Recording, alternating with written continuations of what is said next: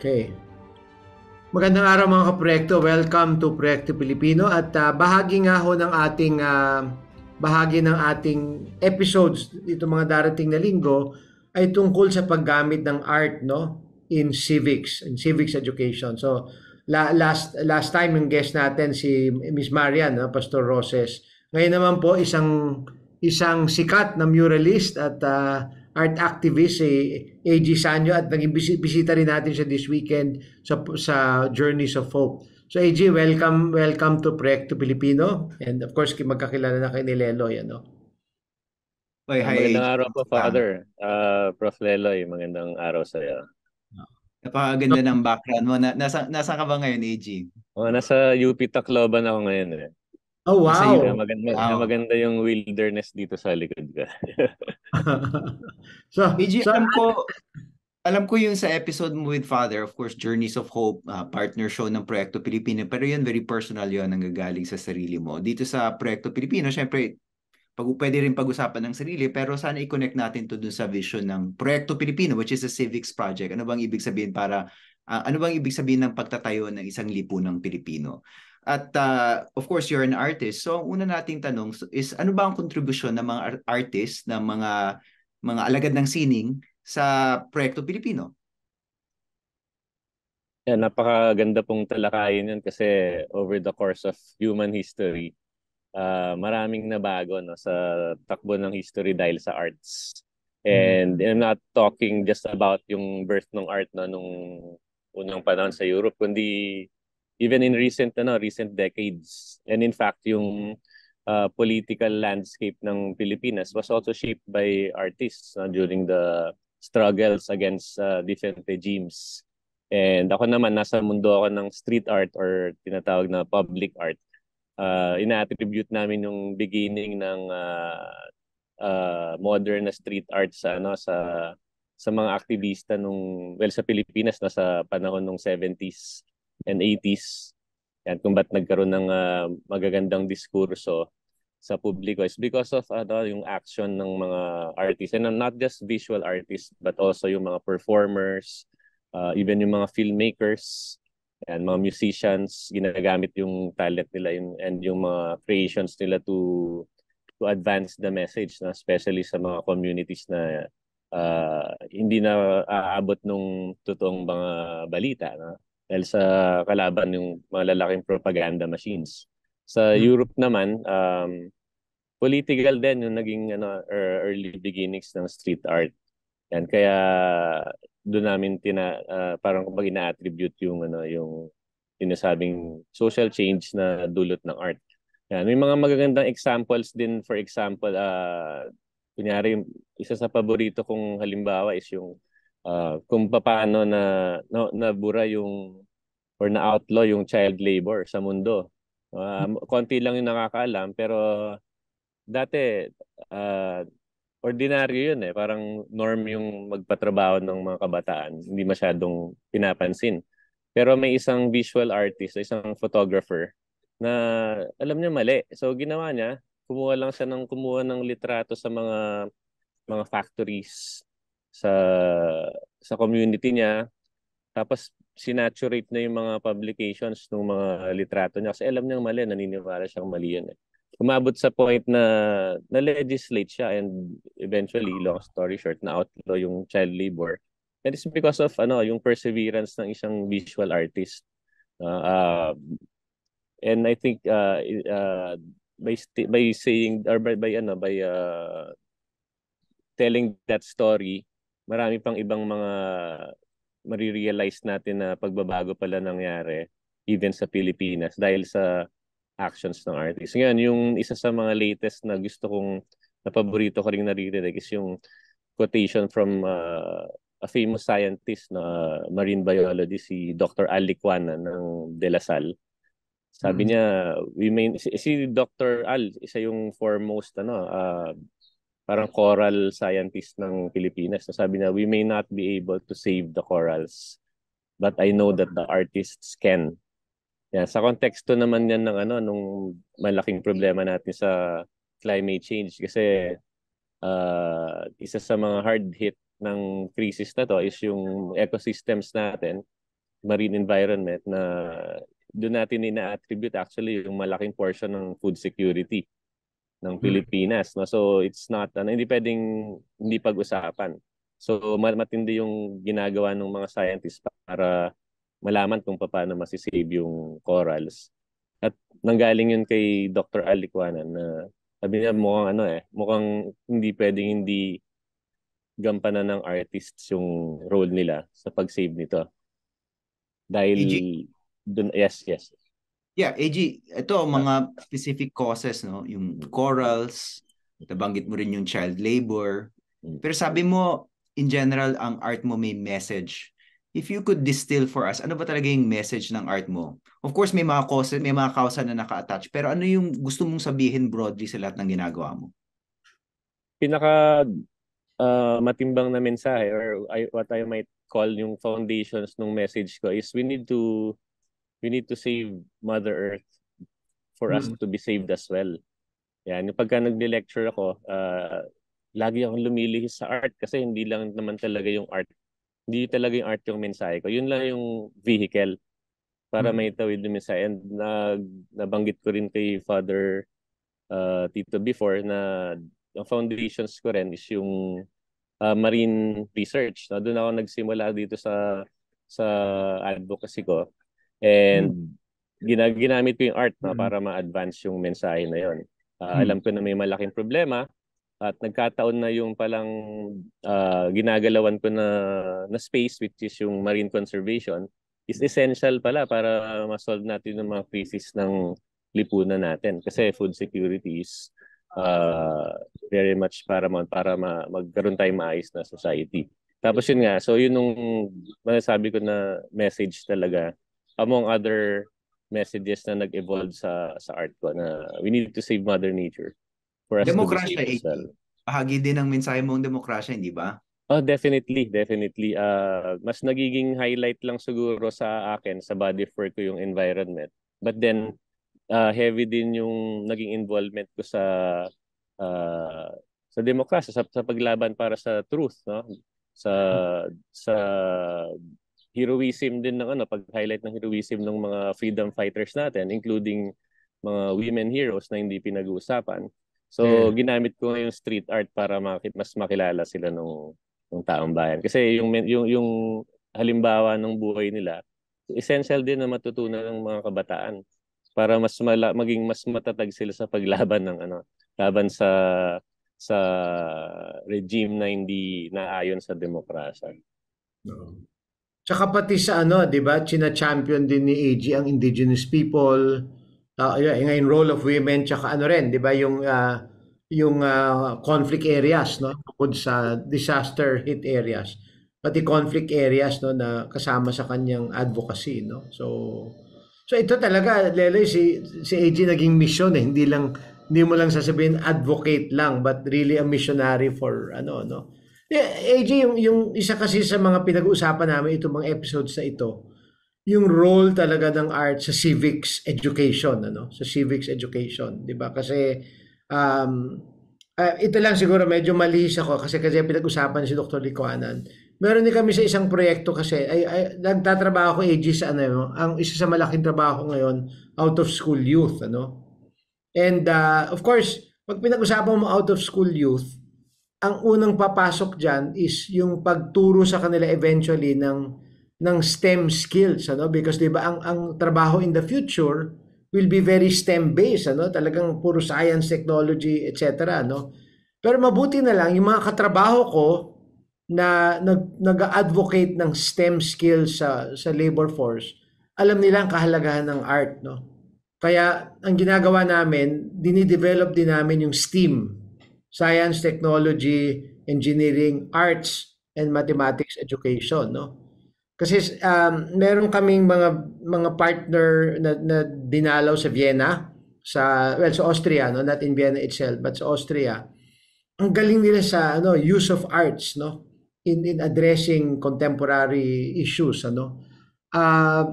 siguro yun din yung context na siguro baka pwede ka magkwento, na kasi nga nabanggit mo ang food security, nabanggit mo sa Journeys of Hope, 'di ba, napag-usapan mo yung mga bata sa conflict areas, 'di ba? Even mental health, Leloy, Mm. ina-advocate, 'di ba? So, sa'yo AG, no? Kagaya ako, education of out of school youth, no? Andyan yung pagbibigay ng trabaho, yes, but also the role of arts, ano, para mabuo yung pagkatao, no? But ito in terms of building our nation, 'di ba? Yung ating lipunan. Ano yung role ninyong mga artist, ano? Yan, napakaganda po nung tanong, Father. And challenging yung tanong, ano. And ang masasabi ko is yung importance ng art education for civic growth is yung is appreciation ng artists are the best communicators. And any field na involved sa pag-build ng nation involves communication, no? Involves translation of Mhm. findings or basic data or base data into policies, no. Parang ganun din sa conservation world, kunyari ako naging photographer. Una, ang hilig ko lang naman mag-capture ng images, but then na discover ko na essential pala yung pag-document ng, for example, na isang species para makapag-come up with the base data that would be translated into policies, no. So yung communication side ng art, yun yung mahalaga. Like yung another example na ng scientist na nagki-credit sa art is si Dr. Peter Kalmus, isang NASA climate scientist. So ngayon naging aktivista na rin siya. Sabi niya hindi enough na nag-ano lang kami, nagka-come up with the findings kung paano i-solve yung mga crisis, kundi we need to communicate this. But then we're not the ones who are experts in translating this para maintindihan ng taong bayan. And parang sa context din ng education, Father, is paano isa sa masa yung polisiya o yung program, paano siya mas maintindihan para ma-appreciate, kasi hindi lahat ng tao nare-realize nila na meron pala silang skills, no? Ngayon, pagka pinasok din, for example, yung effort on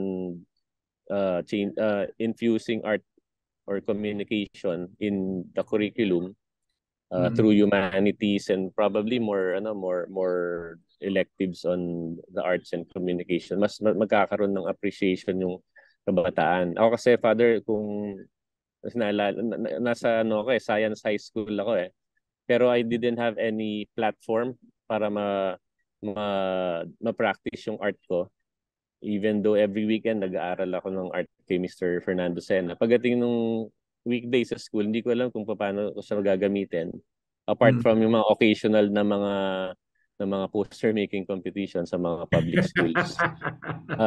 Pero biglang nagkaroon ng malaking change kasi nung graduating na ako sa high school, nag-open ng humanities na elective, no? First time nagkaroon ng ganung art subject sa science high, no? I mean sa school namin at least. And nag-gravitate talaga yung lahat ng mga artists, mga performers, mahilig sa theater, sa music, even sa dance. Lahat kami nagkita-kita kami dun sa elective class na yon, and dun umusbong. Tapos hindi ako pumayag na mag-end lang dun sa lectures nung teacher namin, na napakagaling din. Sabi ko, nag-propose ako na magkaroon kami ng school-wide na exhibit. Tapos hindi lang yung mga estudyante sa class na yon ang involved, kundi yung lahat ng artists from first year hanggang fourth year. So in-involve yung community. Ang pinakaunang-unang naka-appreciate is yung principal namin na wala naman talaga siyang background sa arts. Parang suntok sa buwan na mag-open ng ganun class. And nakita na yung success. Saka yung response ng buong school, ng community. So, yung isang example na yung nakita ko na nakaabang lang po, Father, yung mga artists. Yung iba hindi pa nila alam na pwede pala silang mag-excel dyan. And marami akong nakita over the years na mga tao na hindi naman nila ina-expect, no? Yung isang malaking reward sa ginagawa kong art campaign is since 13 years na siya, may mga sumama sa akin ng grade school pa sila maliliit pa sila, Mm. nag-paint. Na ngayon, mga graduate na ng fine arts. Oo, Mas oo. na-inspire daw sila dun sa ginawa nila na na-realize hindi lang pala pagpipinta yung arts, na meron pala siyang magagawa sa nation building. Tapos Oo. yung iba naman, naging biologist naman, na-inspire din sila dun sa Oo. pagpipinta. Oo. Minsan, Father, may nakasabay pa ako sa Zoom nung pandemic na scientist, batang scientist na involved sa mangrove conservation. Mm. Kinukwento niya na nung high school siya, may dumating doon na artist sa school nila sa Bacolod, tapos nagpinta ng mga dolphins. Hindi niya makalala kung yung pangalan ng artist. Ikaw pala yun. Sabi ko, teka, ako yun. Tinanong ng school, ako yun. Yeah, It, so, it, na-inspire daw siya na maging scientist, maging marine biologist dahil dun sa mga Oo. ganong pagkakataon. So, ganun pala yung pwedeng gawin ng art, no? Pag sinama mo siya doon sa platform ng education or dun sa plane kung saan Oo. pwede tayo mag-educate ng tao. And mismong sa curriculum, kung mabibigyan ng emphasis, yun, ang kagandahan nga nung meron ng STEAM. Kasi dati, wala eh. Nag-suffer ako ng 4 years high school kasi puro science and math. Naghanap ako ng pagkakataon na mag-art. Wala. Hindi pa namin alam ng parents ko na meron palang high school for the arts. So, dun lang. Pinasok lang ako sa science side.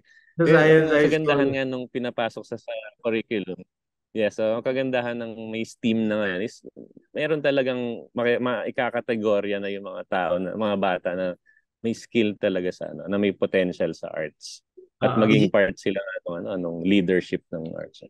AJ, nabanggit mo yung arts is bahagi ng humanities. And yung keyword syempre ng humanity, yung human, yung tao.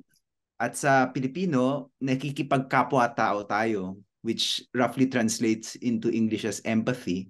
At kapag hindi ka nakikipagkapwa-tao, pag hindi mo minamahal yung tao, effectively manhid ka sa pain, sa sakit ng Right. ibang tao. At sa tingin ko, yun ang nagiging problema natin sa Pilipinas. Nagiging manhid tayo, kulang tayo sa kapwa-tao. Kitang-kita sa social media, okay pumatay ng adik, okay pumatay ng Muslim, ganyan. Yung ganyang klaseng lack of empathy or lack of pakikipagkapwa-tao. Paano napupukaw ng mga artist ang mga Pilipinong nagiging manhid ngayon? Yan, okay. Yung arts kasi, sinasabi na nag-enhance ng yun, sensitivity, ng empathy. Dahil nga lumalabas yung talagang kagandahan ng pagiging human. May side din naman talaga tayo na dark. Pero mas yung goodness natin, pwedeng pwedeng ma-enhance nung positive emotions na pwedeng idulot ng art, no? Isa sa mga purpose ng art is to express empathy, to express emotions, and even to lift to uplift spirituality, no? So palagi ko isa-cite ko yung isang sinabi ni isang sikat na curator artist na si Ella Olason Eliafor. Isa siyang sikat na curator. Sabi Mm. niya, ang role nating artist, especially sa panahon ng ngayon, is to access humanity. Kasi tayo yung mas sensitive dun sa kung ano yung mas makaka-relate sa kanila. Tayong may sensitivity sa kung anong nararamdaman nila, tayong pwede mag-enhance at maglabas nun, no? Maraming forms ng art therapy na yun yung purpose, na ma-access yung inner emotions para mas ma-express nila. Ngayon, pag nando ka na sa stage ng expression, sabi ko nga kanina, may goodness tayo na lumalabas, mas magkakaroon tayo ng malasakit na sa bawat isa, yung sa pagtrato sa isa. Ngayon, pag mas may malasakit, which is yun ngayon nawawala na ngayon, kaya ang dali ngang i-cancel ng tao na parang hindi ko naman kabaro yan, pwedeng patayin yan. Pwedeng, bakit ito eh? Yung mga reactions sa social media O sana nakakatakot na ma-rape nga ka. kasi nga. Ganyan, Gano'n, no? sana ma-rape nanay Yun yung mo. dark, yes, na yun yung nanggagaling sa dark side ng humanity natin. No, yun yung lack of empathy, being human, no, being yung goodness natin. Nasa tingin ko yung expression kasi ng art, dalawa yan eh. Pagka nakakita ka ng art, pwedeng ma-move yung emotions mo. Pero pag ikaw mismo yung nag-create ng art, higher level na yan ng ng sensitivity. ikaw yung nagke-create, and alam mo may responsibility ka na doon sa paglahad ng message mo. So, karamihan sa atin, hindi naniniwala na artist sila kasi hindi pa nila na-access yun, yung skill, or hindi pa nila nasusubukan. Pero yung kagandahan, for example, ibabalik ko to kay Mr. Sena. Meron kasing method si Mr. Sena na pag narinig mo yung first lecture pa lang na parang marirealize, ang dali pala mag-drawing. Parang kahit 90 years old yung turuan niya, dun sa method niya, marirealize na madali lang pala. No? So, kaya ako binanggit yan kasi yun yung isang way na pwede natin siyang i-consider na ipasok sa education natin. Kasi marirealize natin na it can, in art can be appreciated by everyone, no? Kaya siyang ma-access ng lahat yung skill, saka yung depende lang yun sa paano mo ipapakita na kung gaano siya ka-accessible. Yan. So yung pag-create ng art would benefit uh, the creator as well dahil magkakaroon siyang sense of responsibility para sa humanity na makakita ng gawa niya. Okay. Para sa mga taong hindi kagaya niya, di ba? Para sa akin, AG, kasi yung pagmamahal, hindi yung minamahal kita dahil pareho tayo, pareho yung kulay natin, pareho yung pinanggalingan natin. Yung tunay na pagmamahal, yung minamahal kita kahit iba tayo o minsan dahil iba tayo. Exactly. At yung importanteng pagkakapareho natin ay hindi yung kulay, hindi yung pinanggalingan, hindi yung trabaho, kundi yung pagiging tao. And Right. paano nagagawa ng artist yun, yung mediating difference or transcending difference? Yung meron ako naalalang quotation, forgot the name of the novelist na, pero sabi niya sa pag-aaral niya meron sa sinulat na yung nobela, yung The Curse of the Nutmeg or the Nutmeg's Curse. Tungkol to sa isang community, isang island sa Indonesia, malapit sa Papua. Meron silang mga puno na tinatawag na nutmeg tree. May part pala ng history na yung nutmeg tree parang mas mahalaga sa ginto. Dinadala siya all the way sa mga royalties sa Europe. Yes. Pag meron kang mga nutmeg, 15, right, 70, mga ganong panahon. 1700s, yes. Yeah, nung simula nung exploration yan nung mga galleon galing sa Europe, like Portugal, and even Netherlands. So, yung mga malalaking, yung isa sa mga unang korporasyon, I think Dutch corporation, Dutch na shipping corporation, punta sila dun sa isla na yon para i-monopolize yung nutmeg. Kasi nakikita nila na, well, that time, yun lang talaga yung pinakamalaking novelty sa buong mundo. So, inisip lang cornerin,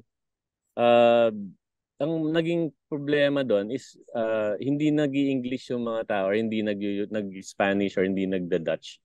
So, parang ang tingin sa kanila ng mga explorers, hindi sila humans. Just because hindi sila nagsasalita ng same language. So parang ganun yung sinasabi natin na hindi tayo kapareho, parang lower being ka, pwede kang patayan. Kasi ikaw, involved ka sa drugs, ako hindi, malinis akong tao. So meron pala ganung concept na kung paano din natin tratuhin ng nature, na yung hayop, yung halaman, wala namang lingwahe yan so lesser being. So ganun yung trato. Ngayon, ang kagandahan nung art, and I'd like to give this example. Yung unang beses nagpaint ako sa Turtle Island, sa Tawi-Tawi. Isang lang yan, maliit na island, ng pangalan Taganak Island. Mas malapit pa sa Sabah, Malaysia kaysa sa Pilipinas. So yung mga tao doon, salita nila more of bahasa Malaysia. So hindi kami nagkakaintindihan, pero nagturo ako sa kanila ng art. At naintindihan nila yung tinuturo ko. Pero nasa within Philippine territory Pilipinas sila. yan, Prof. Pilipinas siya. Pilipino sila. Lahat sila may mga tausug, halo-halo din. Tapos hindi nila naintindihan yung sinasabi ko, pero naturuan ko sila mag-drawing. And more than that, nakapag-mural kami together without speaking in the same language, no? So, napansin na yung art pwede siyang mag-transcend, pwede siyang mag-cut across ng cultures, kahit kumbaga hindi importante yung language na salita. Pero yung common goal na mga pagpinta ng mural para sa environment, nagawa namin, na-accomplish namin. At ang isa pang i-add ko lang din doon sa experience is, marami pala doon kabataan sa Mindanao na nalipat sa kanila yung fear nung naunang generation sa mga Christians. Mga Muslim pala takot sa mga Kristiyano. Kasi nung panahon ng 70s and 80s, ang nagre-represent sa ating Kristiyano doon ay mga sundalo na Tagalog. Nung panahon na matinding oppression ng military dahil sa panahon ni Marcos. No, so nag-translate siya sa next generation na takot sila sa Kristiyano. Pag may padating na sundalo, takot sila kasi alam nila ito na yung mga Kristiyano, yung mga sundalo. Ngayon, nung nagpipinta kami, yung mga batang Muslim na nakahijab, katabi nila yung mga Marines. Kasi yung mga escort namin, wala naman silang ginagawa dahil wala namang uh, threat doon sa Taganak Island. So nanonood lang sila. Tapos hindi naman din sila makapag-text sa pamilya nila dahil walang signal. So sabi ko, gusto niyo mag-paint. So, naghihintay lang pala sila. Oh, sir, kanina pa kami interesado magkita. So, nag-paint sila together, side by side. So pumasok sa isip ko ulit yun nung sinasabi na takot sila sa Kristiyano. Takot sila sa sundalo. Pero yung moment na nag-paint sila side by side, sabi ko, ang galing ng art. Kasi nawala yung fear, nawala yung issue na hindi kami nagkakaintindihan dahil ibang lingwahe. Isang tao lang kami lahat. Isang tao lang lahat.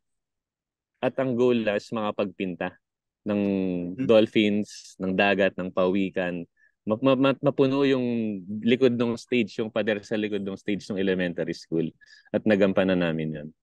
So nakita ko yung kagandahan ng pwedeng itawid nga yung art, yung mensahe sa art na kahit hindi magsalita.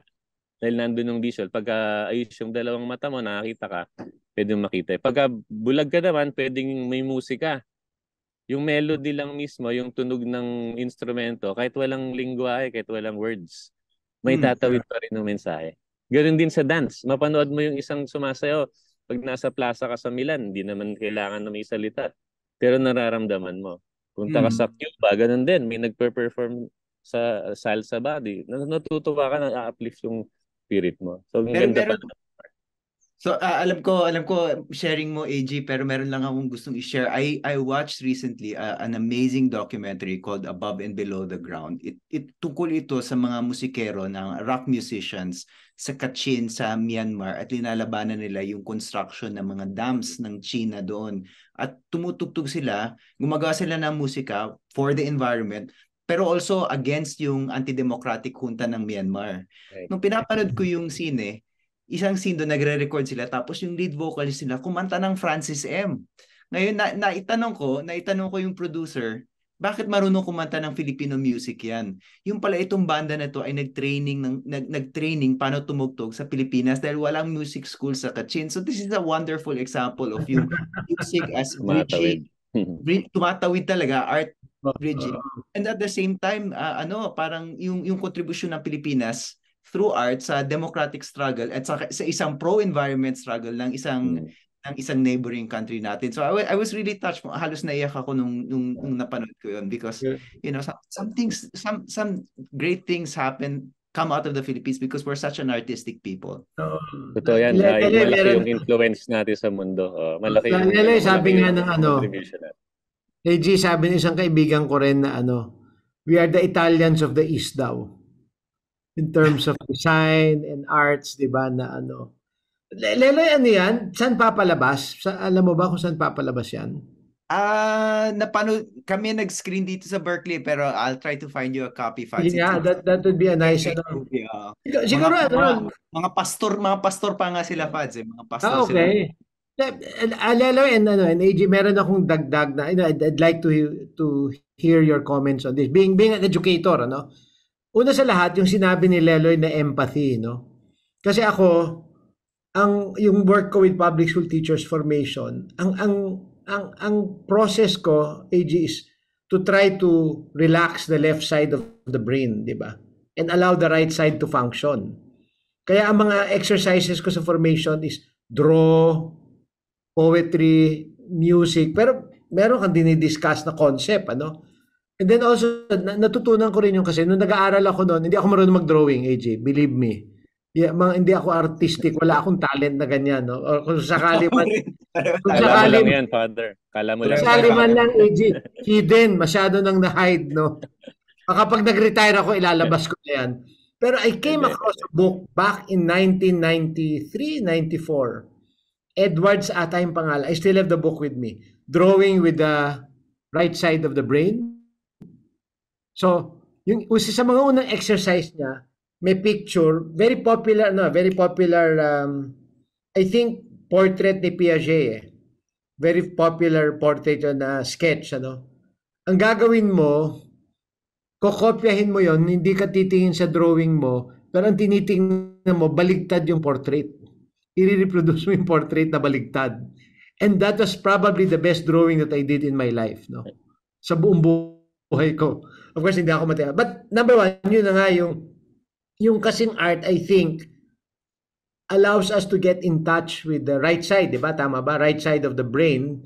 And andyan ang spirituality, andyan ang empathy, andyan ang yung mga ganung and lalo kasi na-trigger lang yun nung sinabi mo na crucial sa civics education, sa proyekto ng pagtatatag ng isang bansa ay shared humanity, no? Which comes with empathy, no? And siguro before I go to my second point, na ito naman kay AG, diba? Nabanggit ko na ba, Lelo, yung comment ni Archbishop Desmond Tutu at Dalai Lama na nagkukwentuhan sila. They came up with this book, the Book of Joy. Ano yun, 1 week, nagkukwentuhan sila, different topics, ginawang libro, no? In one chapter, sabi nila, ang humor, humility and humanity come from the same root word, ano? Humus, no? So sabi niya, you have to learn to laugh at yourself, di ba? Yes. And humor. And that brings you to a sense of a very genuine humility. And sabi niya, it's only through that we will discover our shared humanity. Yung pakikipagkapwa-tao, no? And a lot of these are soul experiences, eh, no?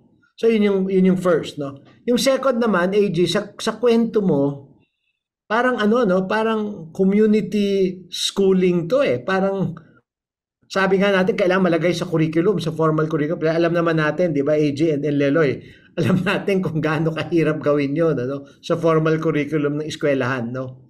Unang-una, napaka-siksik ng curriculum, di ba?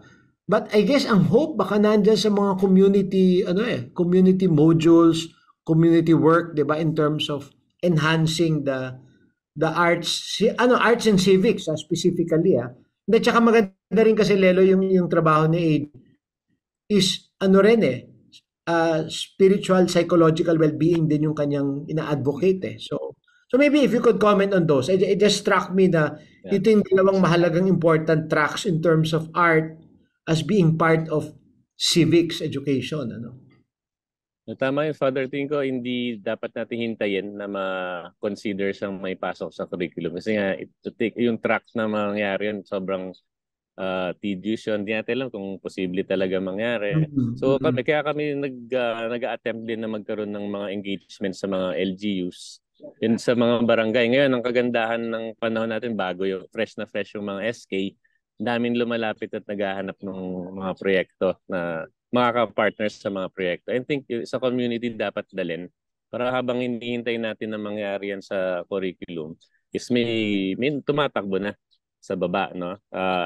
After all, yung habol lang naman talaga natin is matawid yung skill, matawid yung concept ng art being part of our education. Hindi naman necessarily sa formal education, no? Na-inspire din ako doon sa ginawa ni Kuya Efren Peña, Florida nung araw, di ba? Naging katrabaho ko rin sila na tama, hindi niya hinintay na mapakinggan siya ng DepEd right away. Hindi naman talaga ganun kadali yun.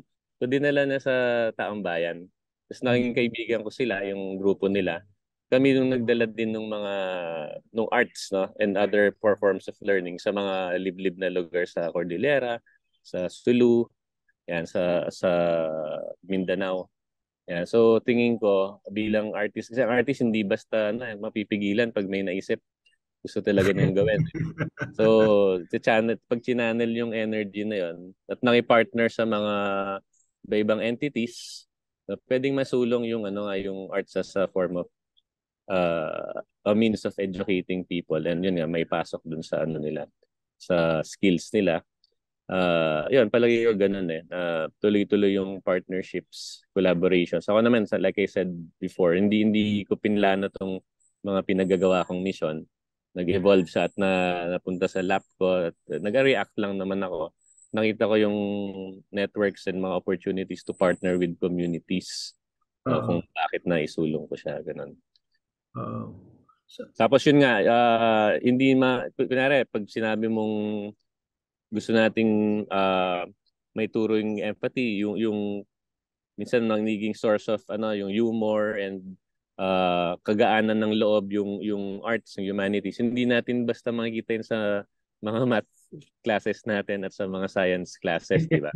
Pero definitely pagka pinag-usapan yung pag nandun ka sa platform ng arts or even siguro kunyari sa history, medyo rigid kasi wala kang babaguhin doon. Pwede mong lagyan ng angulo na nakakatawa. Pero hindi pa rin basta makaka-touch doon sa sa right side ng brain and sa puso.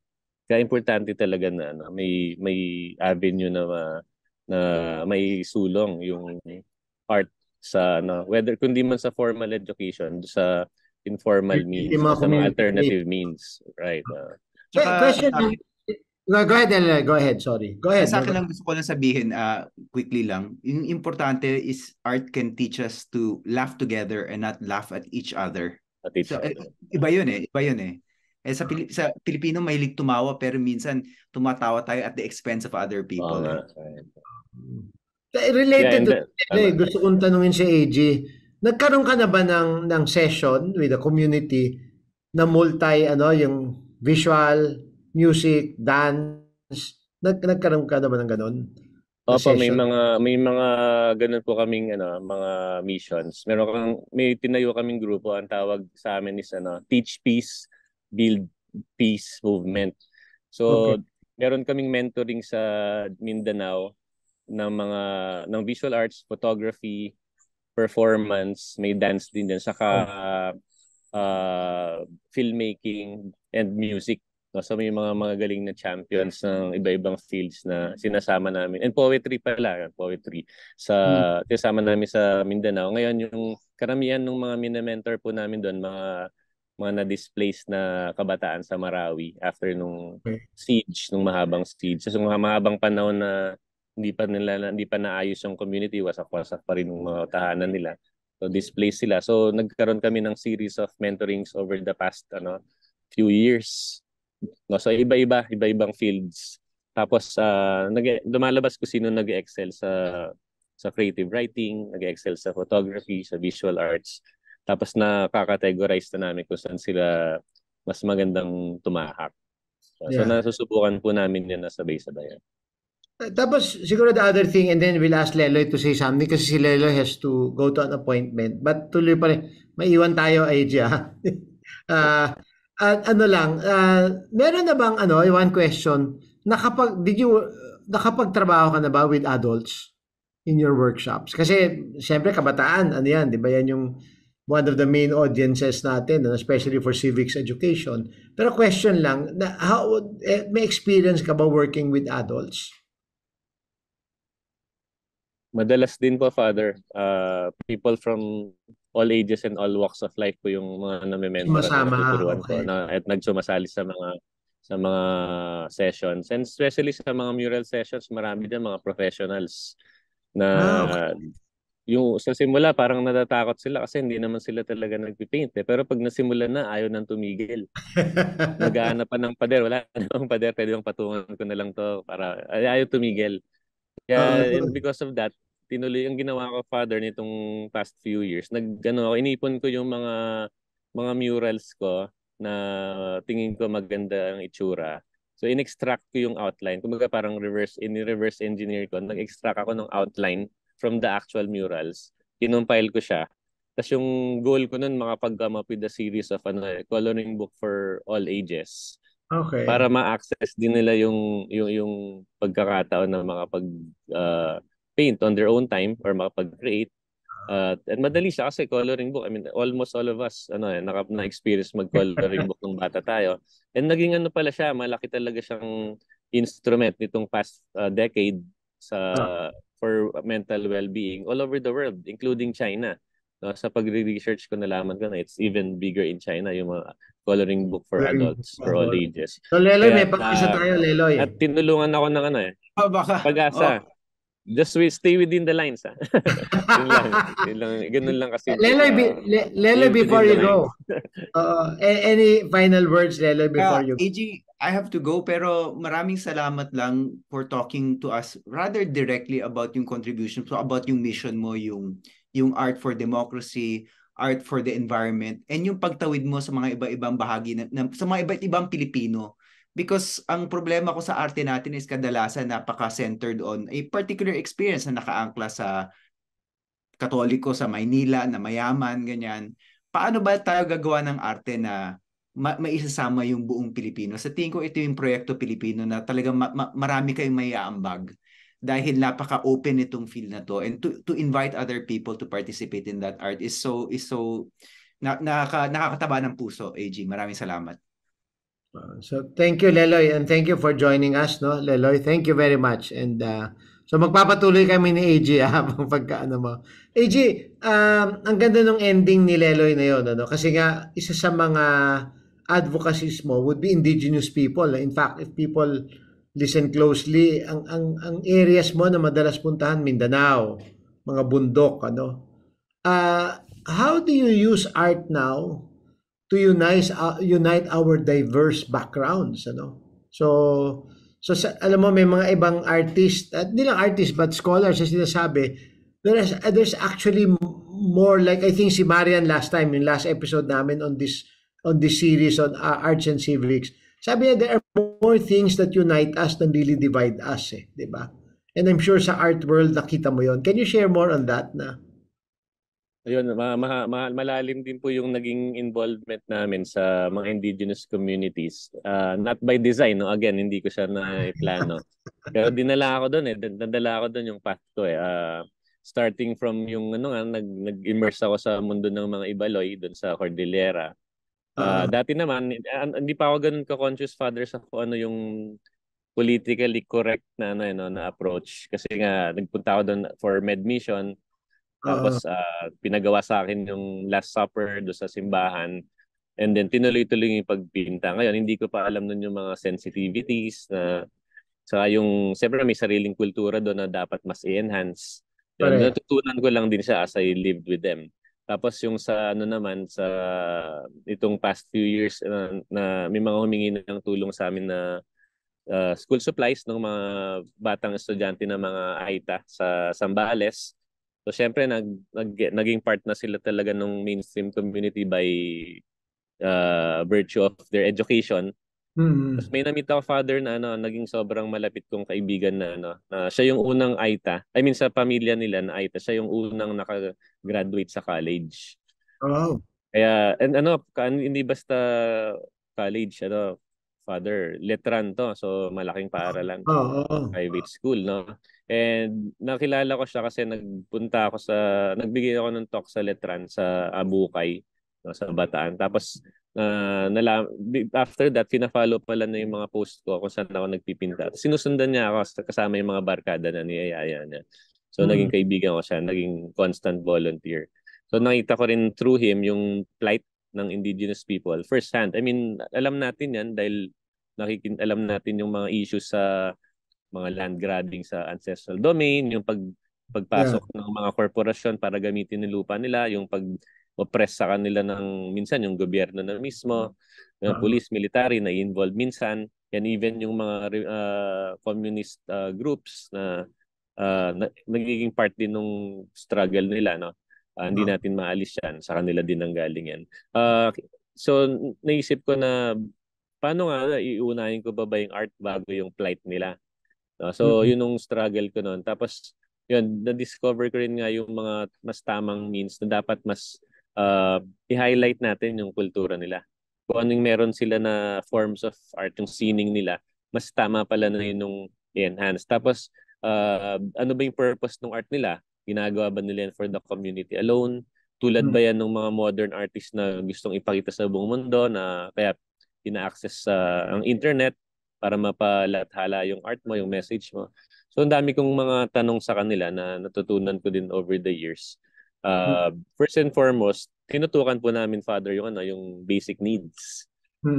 Nag-access kami sa mga donors ng mga school supplies for those families na gustong pumasok yung mga bata. Kasi nga na-appreciate ko yung buhay ni si Darwin nung naging kaibigan ko na naging teacher siya, Father, no? Naging teacher siya after na mag-graduate sa Letran.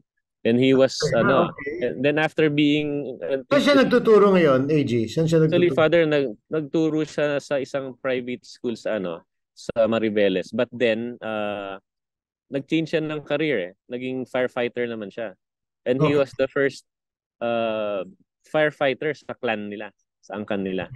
Okay. Kaya parang rin yung big leaps yung ginawa niya sa buhay na napakagaling na bata nito. So nakita ko nga na nagawa na yon, father, dahil sa education na nabigay sa kanya. Kaya yun nung ginawa namin, nag-support kami sa mga kabataan sa Botolan through by providing them what they need sa school na para hindi na isipin ng magulang nila kung kailangan. Kasi hindi naman sila yung tipong yung hindi naman tulad natin na kailangan natin ng pera para Oo. mag-survive. Sila, they can survive on their own. I mean, they have survived for hundreds of years Yeah, without yeah. without the Yun concept of yung money. no? Yun yung kultura at economy nila di ba? Na Right, exactly. Yung gubat, yung wilderness, yun. Pero pag gusto na nilang pumasok sa edukasyon yung mga anak nila, they would need resources. And that's where we came in para supportahan yun. Ultimo Yeah. yung mga lapis, yung supply ng lapis, kung kaya naming makalikom ng lapis, dadali namin doon, notebook, everything para hindi na mag-iisip yung magulang nila. Kasi pag sinuportahan mo po yung mga bagay na labas nung traditional na buhay nila, mas mabibigyan nyo silang time na mas ma-enhance nila o mas makapag-concentrate sila doon sa traditions nila. Kaysa maghanap pa sila. Kasi nakakaawa po, father, pag kailangan nila ng pera sa elementary, pwedeng maitawid. High school, public school, pwede. Pero pag gusto talaga nila College. magkolehiyo, tulad ni Darwin at nung iba pang nauna na Aida, kakailanganin nila ng pera talaga para maitawid yun. So gagawin nila lahat. And for me, father, parang unfair yun na pinapabayaan natin mangyari yun. Ang pinakamasakit dyan is nung kabataan ko, father, siguro high school ako, college, nakikita ko sa kanto ng EDSA at East Avenue, taon-taon, every Christmas time, father, may namamalimos na mga Aita. Masakit sa loob ko yun for someone na involved That's sa true, no? masakit sa loob ko na Seasonal. kailangan nilang gawin yun. Oo, ang mga AITA dadating sa Metro Manila pag Pasko. Totoo, yun ang I remember Yes. that also. Naalala ko 'yan, 'di ba? Talagang Right. Whether tama, father. Whether sila yung may initiative doon or may gumawa, may malisyosong tao na alam mo yun, ginamit. ginamit Dahil sila. Pasko, 'di ba? Maawa ang tao. Yes, posibleng ginagamit, pwedeng hindi, pero either way, masakit tignan yon, makita na kailangan nilang gawin pa yon, na dapat nandun sila sa ancestral domain nila, ginagampanan yung kanilang kultura. So, yun na nga, kaya naisip ko, yun yung mas tamang gawin sa simula, supportahan sila do sa, yung mga kabataan nila sa edukasyon. And then, pagka nagkaroon na ng medyo maluwag na rin yung means nila, doon namin ipapasok ngayon nung bibigyan na namin sila ng mga art materials para makapag-express sila on their own na wala namang ine-expect. Alam mo, AG, sa akin as an educator, as an educator, ako kasi ang philosophy ko sa education, you need to attract students sa malapit sa kanilang hilig, di ba? Kasi pag, di ba, halimbawa ikaw, science high school ka, di ba? Mabuti na lang natawid mo yung science. But later on, you discovered your interest, In fact, I'll give you an example, Hindi siya medyo art, sports naman to. I'm sure hindi siya mahihiya kung banggitin ko, no? Si L.A. Tenorio, one of the star players hanggang ngayon, di ba? Na one of the longest playing niyan, di ba? Na sikat. Iron Man. Oo, si Iron Man na nag-Ateneo yan. So ako yung in charge nun sa basketball team. So, alam mo, yung usapan namin ni LA, talagang ang love niya is basketball, no? Pero dahil nagkaroon siya ng opportunities through basketball, magpunta sa Ateneo, we were able to develop that love for basketball na makita niya yung kahalaga ng pag-aaral. Hindi naging hiwalay no? So tingin ko ganun yung kasi AJ, I work with Philippine High School for the Arts for 2 years, no? For 2 years. Nakakatuwa nga doon dahil yung main tracks, yung mga ginagamit mo, visual arts, music, dance, creative writing, yun yung 4 main courses sa Makiling. Pero alam mo, ang isang, I didn't stay long enough. I wanted to study kung bakit 60% ng mga estudyante, 50 to 60% average, hindi nagtutuloy into that formal arts tracks, pero they go into other careers, pero at the same time, naniniwala ako, so that was a big question, pero naniniwala ako na perhaps, diba, through their basic love for the arts, na-discover nila rin yung ibang galing nila, at pinursue din nila iba nilang galing, so kasi nabanggit mo yan, 'di ba, like si Darwin, 'di ba, na nakapag-aral siya, 'di ba, dahil yan sa simula doon sa mga, but eventually naging teacher, naging firefighter, but still, importante rin na ma-discover ng tao, kasi they become productive members of society, 'di ba? Kasi mahalaga 'yon, 'di ba? I think part of civics education is really educating and forming our young people, siguro ang tawag from an economic perspective, our labor force, into productive members of society that will contribute to nation building. At palagay ko, mahalaga yung art pa rin Mahalaga rin na kahit sabihin mong hindi artist yung mga yan, pero may role yung art sa paghubog ng buong pagkatao di ba? Opo, tama po, Father. Even if you're not the artist na mag-exhibit or magpe-perform, yung sa sarili lang nag-express ka. Nauso rin po yun yung may mga kanya-kanyang maliit na sketchbook. Na pag may naisip lang, konting drawing, doodle, para sa sarili, malaking bagay na po yun. Sabi mo nga yung mental health, di ba? Malaki sa mental health. Opo, right. Ito, AJ, nung principal ako, talagang grabing, well, up to now, medyo, pero nung araw na yung schedule ko is 6 days a week, Pero half day, every Thursday, half day, nagde-day off ako niyan, lunchtime. Punta ako saan. And then I try to visit mga museums, mga just to AJ, final words for your, para sa gusto mong message about the role of arts in civics education. Final word ko lang po, lalo na sa kabataan, na wag niyong ikakaila na may role kayo sa society. Yun, whether maging artist kayo o hindi, ito yung panahon para maging part itong pag-build ng nation at pag-solve ng mga existential crisis na hinaharap, especially nung generation ninyo.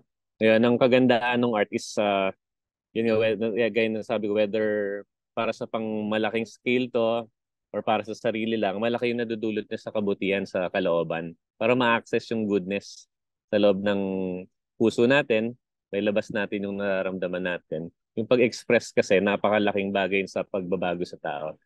More than just being an audience of art, but being a creator of art.